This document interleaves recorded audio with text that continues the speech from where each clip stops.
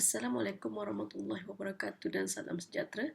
Hari ini saya ingin membentangkan kajian yang bertajuk Teran Pencapaian Hasil Pembelajaran Program PLO melalui pembelajaran dalam talian. Ini ialah nama-nama penyelidik bagi kajian ini dan kami daripada Sekolah Pendidikan Fakulti Sains Sosial dan Kemanusiaan Universiti Teknologi Malaysia UTM.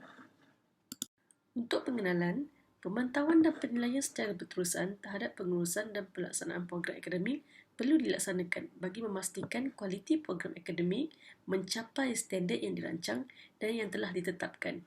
Pelbagai kaedah pemantauan program akademik boleh dilaksanakan dengan menggabungkan aktiviti pemantauan pelaksanaan program dari aspek mikro seperti pembangunan kurikulum, pengurusan program, aktiviti pengajaran dan pembelajaran serta pentafsiran dan juga aspek makro iaitu dari tinjauan keperluan industri dan majikan, tinjauan alumni, kestabilan kewangan, kemudahan dan fasiliti dan sebagainya.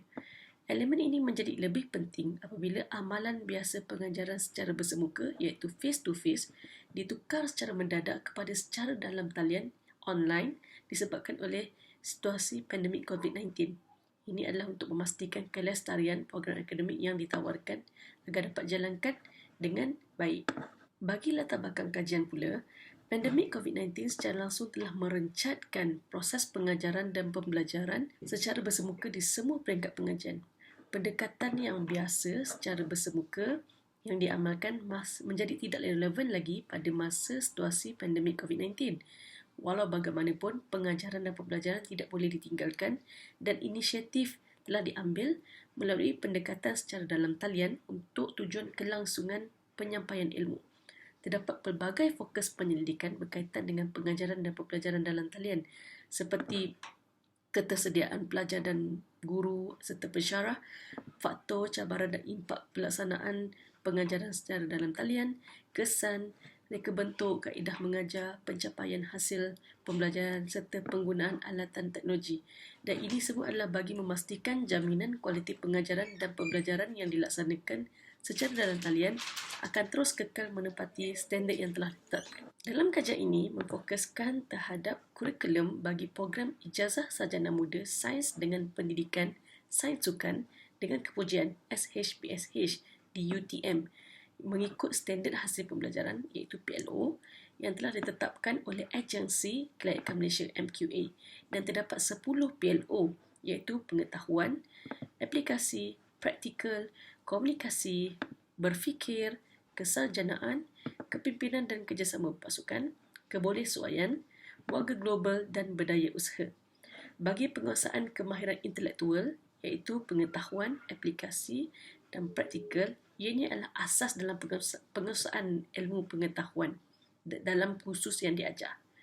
Bagi penguasaan kemahiran komunikasi pula, diharapkan dalam atribut siswaza UTM supaya pelajar berupaya menyampaikan idea secara lisan atau bertulis, menguasai kemahiran mendengar dan memberi maklum balas, menggunakan pelbagai alat multimedia, berupaya berunding, mencapai persetujuan, berkomunikasi dengan baik dengan individu lain dan serta boleh mampu menggunakan bahasa ketiga.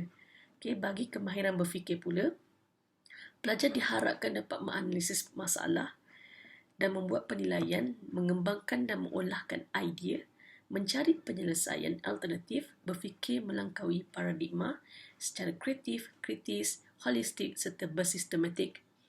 Bagi kesarjanaan pula, ianya memfokuskan kepada kebolehan mengurus maklumat, menerima idea baru dan pembelajaran berautonomi, mempunyai minda ingin tahu dan dahaga ilmu serta menggunakan kaedah penyelidikan yang bersistematik. Bagi kemahiran kepimpinan dan kerja berpasukan pula, ianya berfokuskan kepada keupayaan pelajar untuk membina hubungan yang baik dan bekerjasama, kebolehan memimpin dan mempengaruhi ahli kumpulan, menghormati pandangan, sikap dan kelakuan serta kepercayaan orang lain dan bertanggungjawab terhadap keputusan kumpulan. Bagi kemahiran kebolehsuaian pula, ialah adalah kebolehan menyesuaikan diri dengan budaya dan persekitaran baru, mengenal pasti potensi diri dan persekitaran untuk penambahbaikan dan menyesuaikan penyelesaian yang boleh diketahui dalam situasi yang baru. Kebolehan untuk memulakan dan melaksanakan perubahan serta kebolehan untuk bekerja secara berkesan dalam suasana yang mencabar. Dan bagi kemahiran warga global pula, pelajar disasarkan untuk mempunyai kerohanian yang mantap, penyayang, prihatin, mengetahui isu-isu kontemporari dunia sejagat, mengamalkan sikap beretika dalam menyelesaikan masalah dan hubungan dengan masyarakat, kebolehan mengamalkan sikap profesionalism serta memahami kesan sosio-budaya, ekonomi, politik serta alam sekitar dan mengutamakan prinsip kelestarian dalam tindakan dan membuat keputusan. Dan akhir sekali, bagi kemahiran berdaya usaha, memfokuskan kepada kebolehan mengenal pasti peluang, kebolehan menggunakan kaedah inovatif dalam menangani sesuatu isu, berani mengambil risiko, kebolehan menggunakan minda keusahawanan dalam menangani permasalahan serta berfokus dan tidak mudah berputus asa. Pendekatan konvensional secara bersemuka serta pendekatan secara dalam talian mungkin mempunyai kesan yang berbeza dan tidak dinafikan proses pembelajaran secara dalam talian bukan sahaja memberi kesan kepada para pendidik untuk mengukuhkan penstrukturan proses penilaian yang dilaksanakan, bahkan penilaian dan pentaksiran yang ianya selari dan mencapai kemahiran yang ingin diukur. Oleh itu, objektif kajian ini ialah untuk mengkaji pencapaian PLO pelajar ketika pembelajaran secara atas talian sepenuhnya, iaitu dengan menganalisis trend pencapaian PLO pelajar bagi sesi 2020-2021 dan juga membandingkan pencapaian di antara pelajar lelaki dan pelajar perempuan. Metodologi kajian ini pula ialah kebentukan secara deskriptif. Responden yang terlibat dengan kajian ini ialah 60 orang pelajar SH-PSH ambilan 2020-2021 yang telah lengkap menjalani sesi pembelajaran selama 1 tahun, iaitu lengkap semester 1 dan semester 2. Kemudian prosedurnya ialah melalui sistem Outcome Based Education OBE. Data diperolehi daripada sistem ini yang menyimpan semua rekod pencapaian pelajar bagi setiap kursus yang diambil sepanjang sesi 2020-2021, iaitu sebanyak 18 kursus, 4 kursus teras program, 4 kursus elektif program, 4 kursus teras fakulti dan 6 kursus umum universiti. Kemudian terdapat 10 PLO seperti yang telah diterangkan tadi, dan skor prestasi pencapaian pelajar dan setiap kursus dipecahkan mengikut pemetaan PLO. Dan akhir sekali, untuk dapatan kajian adalah untuk mengkaji trend pencapaian PLO. Berikut merupakan dapatan bagi kajian ini. Yang pertama ialah perbandingan di antara pelajar lelaki dan pelajar perempuan. Hasil analisis ujian T menunjukkan bahawa terdapat perbezaan yang signifikan di antara pelajar lelaki dan pelajar perempuan bagi PLO kategori aplikasi dan berdaya usaha di semester 1. Manakala di semester 2, PLO bagi komunikasi, kebudayaan dan warga global menunjukkan perbezaan yang signifikan bagi pelajar lelaki dan pelajar perempuan. Terdapat 3 PLO yang tidak dapat dibandingkan hasil pembelajarannya, iaitu kepimpinan dan kerjasama berpasukan, warga global dan juga berdaya usaha, kerana tidak dinilai pada semester sama ada semester 1 atau semester 2. Maka secara keseluruhannya, sebanyak 5 PLO yang didapati berbeza secara signifikan di antara pelajar lelaki dan pelajar perempuan bagi sesi 2020-2021. Berikut merupakan dapatan kedua, iaitu trend pencapaian PLO bagi semester 1 dan semester 2. Ini dapat dilihat bahawa PLO kepimpinan dan kerja pasukan, warga global dan juga berdaya usaha hanya dinilai satu semester saja, sama ada di semester 1 atau semester 2. Maka ketiga-tiga PLO ini tidak dapat diukur trend pencapaiannya bagi sesi 2020-2021. Ini dapat dilihat ianya tidak mempunyai nilai pencapaian dan menyebabkan ia tidak dapat dianalisis untuk mendapatkan data trend pencapaian. Walau bagaimanapun, dapat perubahan bagi hasil pembelajaran yang lain. Berikut merupakan dapatan yang ketiga, iaitu perubahan pencapaian PLO bagi semester 1 dan semester 2. Hasil perbandingan pencapaian PLO mengikut semester menunjukkan bahawa terdapat peningkatan pencapaian bagi kategori aplikasi dan kemahiran komunikasi yang signifikan jika dibandingkan semasa semester 1 dan semester 2. Manakala bagi PLO kemahiran berfikir, kesarjanaan dan juga kebolehsuaian mengalami penurunan pencapaian yang signifikan daripada semester 1 dan semester 2. Secara keseluruhannya, dapatan hasil kajian menunjukkan bahawa pembelajaran secara talian sepenuhnya menunjukkan peningkatan dan juga penurunan prestasi yang signifikan terhadap pencapaian PLO pelajar dalam 2 semester pengajian.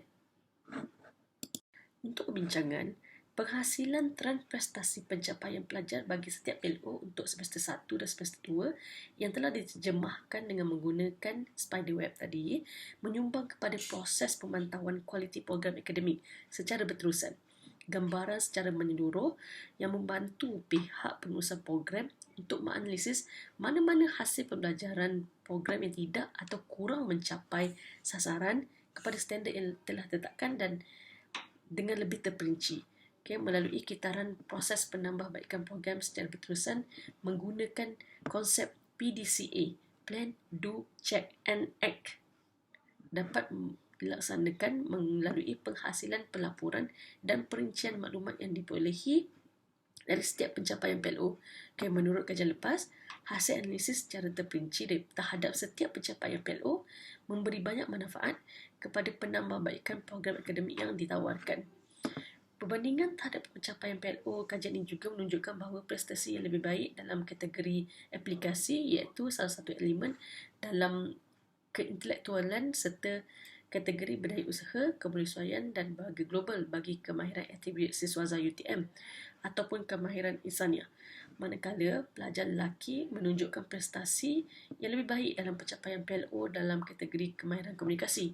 Dan menurut kajian lepas, terdapat perbezaan pencapaian prestasi PLO bagi suatu program akademik antara jantina, dan ini selarilah dengan dapatan kajian ini. Dan pencapaian yang lebih baik dalam kalangan pelajar perempuan mungkin disebabkan oleh kecenderungan pelajar perempuan untuk menyelesaikan lebih banyak tugasan dan menghabiskan lebih banyak masa untuk tugasan berbanding pelajar lelaki. Ini juga menurut kajian lepas. Walaupun terdapat perbezaan prestasi pencapaian PLO antara jantina, beberapa faktor lain juga perlu diambil kira dalam menentukan dapatan hasil kajian.